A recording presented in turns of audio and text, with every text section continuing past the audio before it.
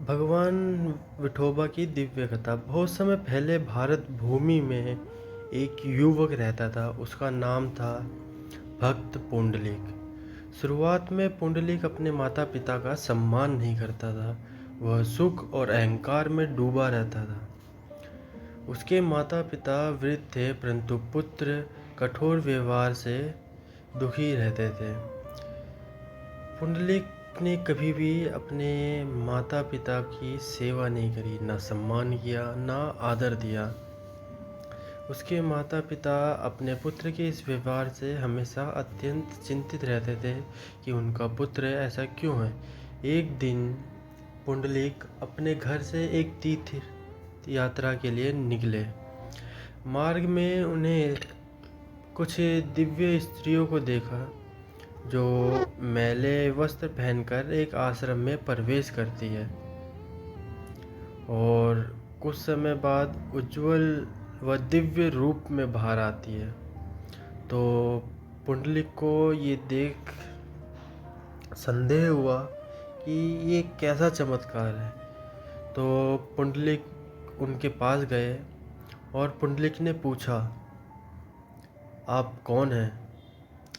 उन स्त्रियों ने उत्तर दिया, हम गंगा, यमुना और सरस्वती हैं। इस संसार जगत के सभी लोग अपने पाप धोने हमारे पास आते हैं। वो तो अपने पाप धोकर चले जाते हैं, जिसके वजह से हम मलिन हो जाते हैं। परंतु इस आश्रम में रहने वाले संत अपने माता पिता की इतनी सेवा करते हैं कि उनकी सेवा से हमारे सारे पाप धुल जाते हैं।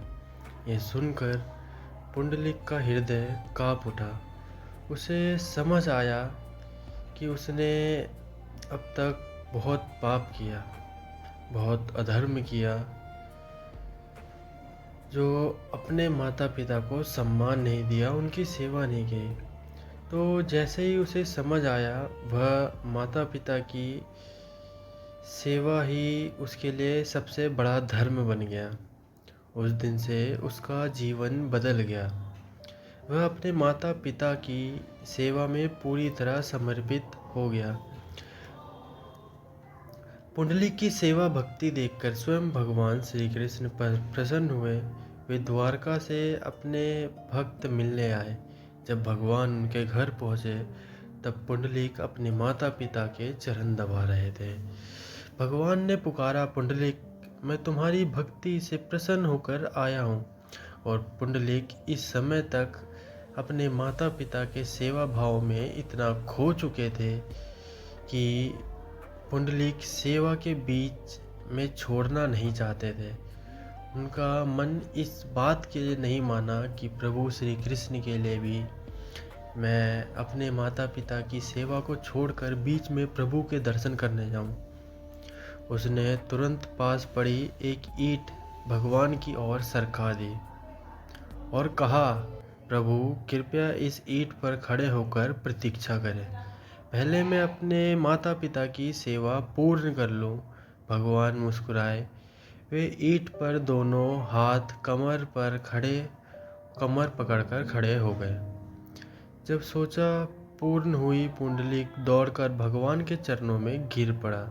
भगवान बोले, आज तुमने सिद्ध कर दिया कि सच्ची भक्ति सेवा में है। मैं यहीं रहूँगा ताकि संसार तुम्हारी भक्ति को याद रखे। तभी से भगवान उस रूप में विठोबा कहलाए।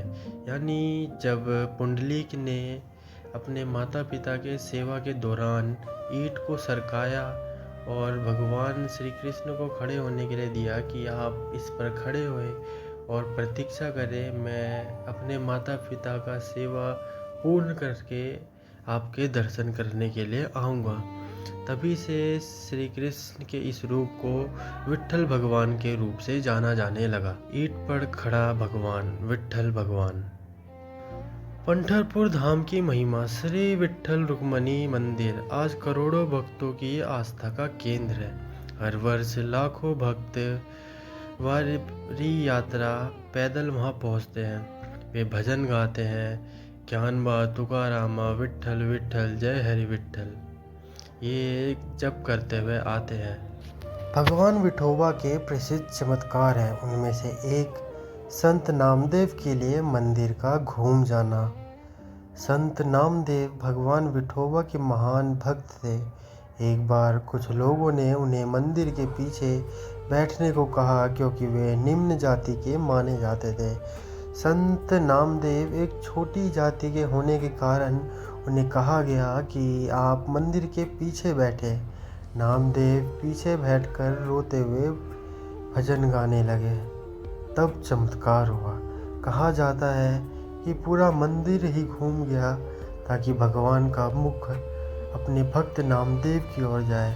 यह संदेश था, भगवान जाति, भक्ति या धर्म, ऊंच नीच में भेदभाव नहीं करते या जाति भक्ति को नहीं देखते, वो देखते हैं तो सच्ची भक्ति को। और ऐसे ही एक थे संत तुकाराम। संत तुकाराम विठोबा के प्रेम में डूबकर अभंग गाते थे। कुछ लोगों ने ईर्ष्या में उनकी रचनाएं नदी में फेंक दी। तुकाराम रोकर विठोबा से प्रार्थना करने लगे। कई दिनों बाद वे सभी अभंग सूखे और सुरक्षित नदी के ऊपर तैरते मिले। भक्तों ने इसे विठोबा का चमत्कार माना। विठोबा स्वयं भक्तों के लिए कार्य करते थे। भक्ति कथाओं में आता है कि भगवान विठोबा कई बार अपने भक्तों के घर स्वयं सेवक बन के पहुँचे। किसी के लिए भोजन बनाया, किसी के खेती में सहायता की, किसी गरीब भक्त का कर्ज चुकाया। वे दिखाते थे, जो मुझे प्रेम करता है मैं उसका भार स्वयं उठाता हूँ। विठोबा भक्ति का संपूर्ण सार ही यही है। भगवान विठोबा की भक्ति केवल पूजा नहीं सिखाती, बल्कि माता पिता की सेवा, नम्रता, नाम जप, कीर्तन और सभी मनुष्यों में ईश्वर को देखना सिखाती है। विठोबा का प्रिय नाम जप है विठ्ठल विठ्ठल जय हरि विठ्ठल, पांडुरंग हरि वासुदेव हरि। जब संसार साथ छोड़ देता है, जब मन टूट जाए, जब कोई समझ ना पाए, तब विठोबा उसी ईंट पर खड़े होकर प्रतीक्षा करते हैं कि कब उनका भक्त उन्हें प्रेम से पुकारे। भक्त पुंडली की माता पिता सेवा को हिंदू धर्म में आदर्श भक्ति माना जाता है। उनकी सेवा इतनी महान मानी गई कि स्वयं भगवान विठोबा उनके दर्शन देने पृथ्वी पर आए थे। कथाओं के अनुसार परिवर्तन के बाद पुंडलिक ने अपना पूरा जीवन माता पिता की सेवा को समर्पित किया था। माता पिता के चरण दबाते थे, उन्हें अपने हाथों से भोजन कराते थे, उनके विश्राम और स्वास्थ्य का ध्यान रखते थे। कभी कठोर शब्द नहीं बोलते थे, उनकी इच्छा को भगवान की आज्ञा मानते थे। कहा जाता है कि वे दिन रात सोचते थे, मेरे माता पिता ही मेरे लिए जीवित भगवान हैं। ये कथा हमें यह संदेश देती है, जो अपने माता पिता की सच्चे मन से सेवा करता है, वहाँ स्वयं भगवान निवास करते हैं। भक्ति परंपरा में पुंडलिक की सेवा तपस्या से बड़ा, तीर से बड़ा और कई यज्ञों से भी श्रेष्ठ कहा गया। एक माता पिता की सेवा से बढ़कर कोई पूजा नहीं होती। लेकिन अगर माता पिता संसार मोह में खो जाए और अपने पुत्र पुत्री की खुशियों का गला घोट दे संसार के मोह में, तब श्री कृष्ण केवल अंध पालन नहीं सिखाते, वे धर्म, करुणा, सत्य और संतुलन सिखाते हैं। उन्होंने भगवत गीता में बार बार कहा कि मोह, अत्यधिक आसक्ति मनुष्य की बुद्धि को ढक देता है, जब माता पिता संसार के भय, समाज, अंधकार, अहंकार, प्रतिष्ठा या मोह में इतने उलझ जाएं कि अपने ही पुत्र या पुत्री के मन, प्रेम, सपनों और जीवन को दबाने लगे, तब यह नहीं कहते कि अन्याय सहते रहो, वे कहते हैं सम्मान रखो, पर अधर्म में साथ मत दो। कृष्ण ने अर्जुन से भी कहा था कि करुणा वाणी पर अन्याय के सामने टूट जाना धर्म नहीं। यदि परिवार अपमान करे, मानसिक पीड़ा दे, जीवन के हर निर्णय को नियंत्रित या काबू करने की कोशिश करे, सच्चे प्रेम और आत्मसम्मान को कुचल दे, तो श्री कृष्ण का मार्ग होता है क्रोध से नहीं, संयम से काम ले, विद्रोह नहीं करना, अपना पक्ष स्पष्ट और सत्य रूप से प्रकाशित करना है। माता पिता का अपमान नहीं, लेकिन अपने जीवन का विनाश भी नहीं। कृष्ण यह नहीं चाहते कि कोई पुत्र केवल लोग क्या कहेंगे के डर से अंदर ही अंदर मरता रहे। वे शायद ऐसा कहते हैं, जिस प्रेम में तुम्हारी आत्मा घुटने लगे वहाँ विवेक आवश्यक है। माता पिता पूजनीय है, पर तुम्हारी आत्मा भी मेरे ही अंश है। और गीता का एक गहरा भाव है, जब मोह बुद्धि पर छा जाता है तब मनुष्य सही गलत का निर्णय खो देता है। इसलिए पहले मन को शांत करो और जल्दबाजी में संबंध मत तोड़ो। बार बार हो सके तो अनेक बार प्रेम से बात करो। अपने जीवन की सच्चाई समझाने का प्रयास करो, लेकिन अगर लगातार मानसिक अत्याचार हो रहा है तो अपने मन और जीवन की रक्षा करना भी धर्म है। कृष्ण संतुलन सिखाते हैं, ना अंध विद्रोह, ना अंध समर्पण, ना ही तो आँख बंद करके किसी का विद्रोह करना है, ना ही अगर आपके माता पिता मोह में अंध में खो जाएं तो उनका अंधों की तरह समर्पण करना है। ऐसी परिस्थिति में श्री कृष्ण का संदेश केवल सहना नहीं, बल्कि धर्मपूर्वक और शांत बुद्धि से मार्ग चुनना है। भगवद गीता में कई श्लोक हैं जो बताते हैं मोह, भय और दुख के बीच मनुष्य क्या करे। मोह बुद्धि को ढक लेता है। गीता के अध्याय 2, 62-63 के श्लोक में कहा गया है, जब मनुष्य अत्यधिक आसक्ति और मोह में फंस जाता है तो उसकी बुद्धि धीरे धीरे असंतुलित होने लगती है। फिर क्रोध, भय, नियंत्रण और दुख जन्म लेते हैं। इस परिस्थिति में यदि परिवार केवल समाज का डर, लोगों की बातें, मान सम्मान या अपनी इच्छाओं के कारण तुम्हारे जीवन को दबा रहा है, तो संभव है कि वो मोह में उलझे हुए हैं। कृष्ण कहते हैं, मोह में फंसे व्यक्ति से घृणा नहीं, विवेक रखो। अपने धर्म और सत्य का मत छोड़ो।